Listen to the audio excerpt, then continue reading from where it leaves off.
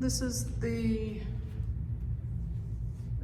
test 1 review, questions 26, 27, 28, 29, and 30.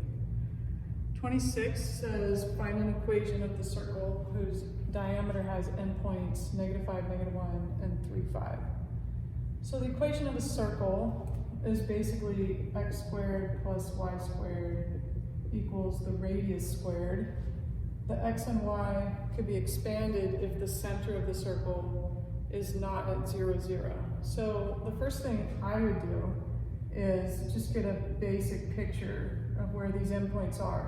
So -5, -1 is right about there, 3, 5 is right about there. So basically this circle has a diameter right there. So my center is going to be somewhere in this neighborhood.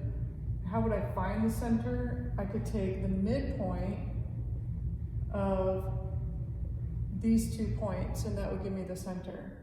So the formula for the midpoint is simply the average of the x's and the average of the y's. So my x average would be -5 plus 3 divided by 2. So that would be -2 over 2, which is -1. So that's my x value. I did -5 plus 3, took their average, added them and divided by 2. And then the y value would be -1 plus 5 divided by 2, which is 4 over 2, which is 2. So the midpoint of this circle is at -1, 2. So obviously my drawing is just a little bit off, which makes sense because, you know, I'm just doing it by hand. But anyways, and that's one reason why I make the picture, just to make sure that this is at least generally in the right place. Okay, so that's the center of my circle, and my circle is going to do something like this. So I already know then that my x and y will be expanded. So my equation is going to be x minus a -1, which is +1 squared, plus y minus 2 squared. So we take the opposite signs there, equals. So the only thing I have left to do to answer this question is find my radius and then square it, and then I'll be finished. Well, how would I find the radius? The radius is the distance from the center to one of the edges, right? And I know my center is -1, 2, and let's say I go to this edge, which is 3, 5.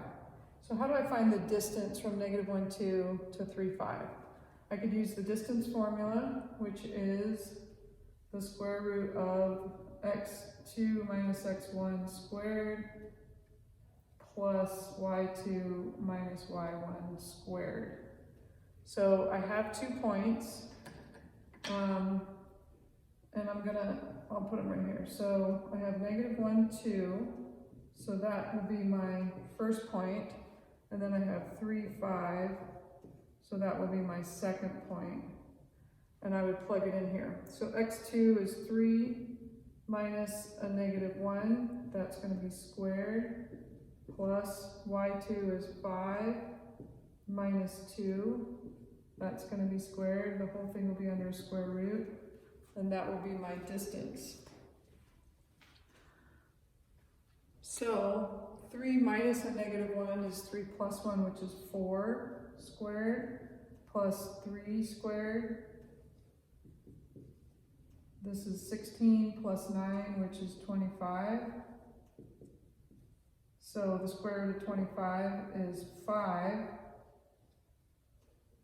So therefore the distance from here to here is 5. That's my radius. But the equation wants me to do my radius squared. So 5 squared is 25. And this would be my answer right here. That's the equation of that circle. So a lot of little pieces there. I find that doing a picture helps me. It orients, you know, when I need the midpoint formula, when I need the distance formula, and all that kind of stuff. I believe your midpoint and distance formulas are both on your formula sheet. You may also want to see if the equation of the circle is on there. Okay, so let's move on to question number 27. And because I needed a nice graph, I'm using this little graph sheet, so it may be a little bit harder to see. In this question, what they're asking for is for me to find the value of x for which g of x equals 1. So one thing that's important to note is the x value of a point will be in the parentheses and the y value will be out on the other side of the equal sign. So what I'm looking for is a point where the y value is 1. So notice that I have this point 3, 1 on my picture and this point 0, 1. So if I'm looking for x values where the y is 1, then I have 2 of them, right?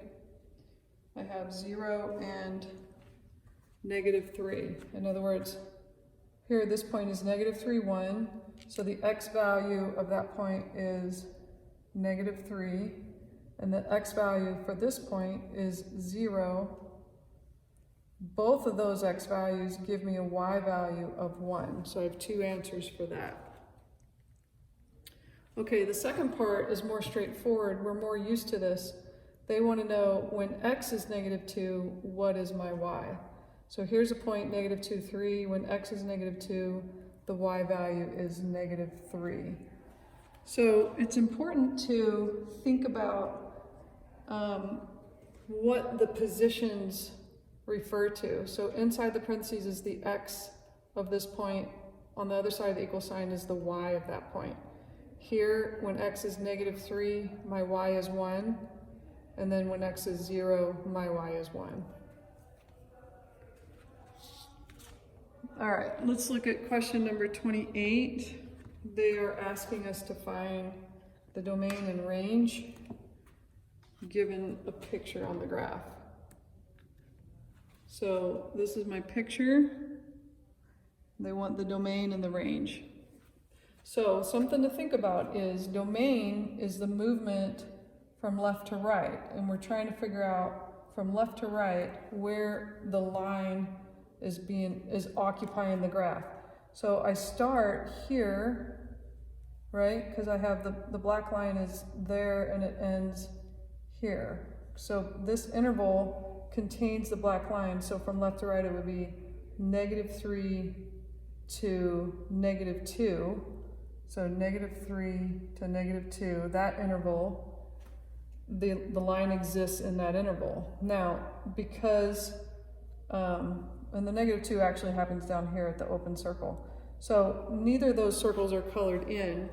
So we're not going to use brackets for that. We're going to use parentheses. So the domain goes from -3 to -2. And then again, it picks up here at +3 and ends here at +4. So from 3 to 4, I also have the domain, the curve exists.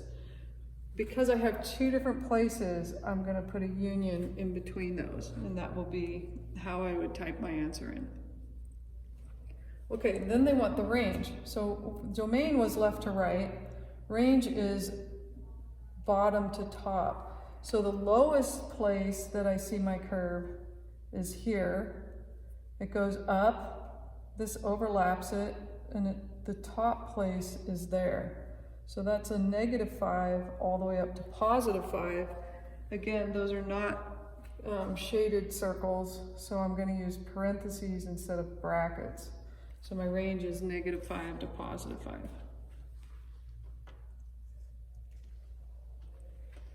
All right, question 29.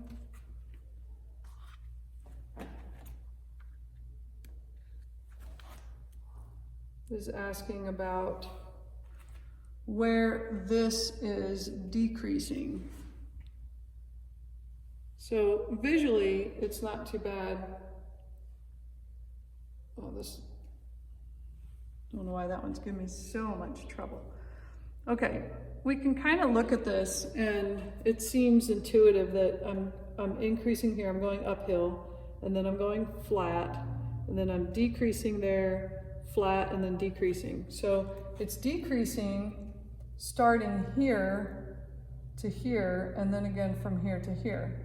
So one thing that's worth noting is that for decreasing or increasing, we're also looking left to right. So when did we look left to right before? It was for domain.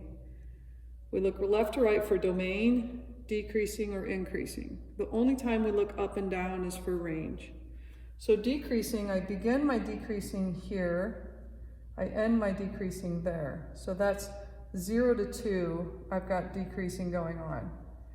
Now, because at this exact point, we're actually changing from constant to decreasing, then I can't specifically say that I'm only decreasing at that spot. So therefore, I'm going to use parentheses. So just kind of memorize that you always use parentheses for increasing, decreasing. Now, where else is it decreasing? It starts decreasing here at the 6 and ends there at the 7. So I've got 6 to 7. Something to remember, and I know it's hard, these are a lot of little details, but we don't use the union sign for decreasing. We just use a comma in between those. Okay, I think that's all they wanted on that question. So the last question for this video is number 30, and it's another graph type question. Okay, so 30 asks us to find all local minimum values of f.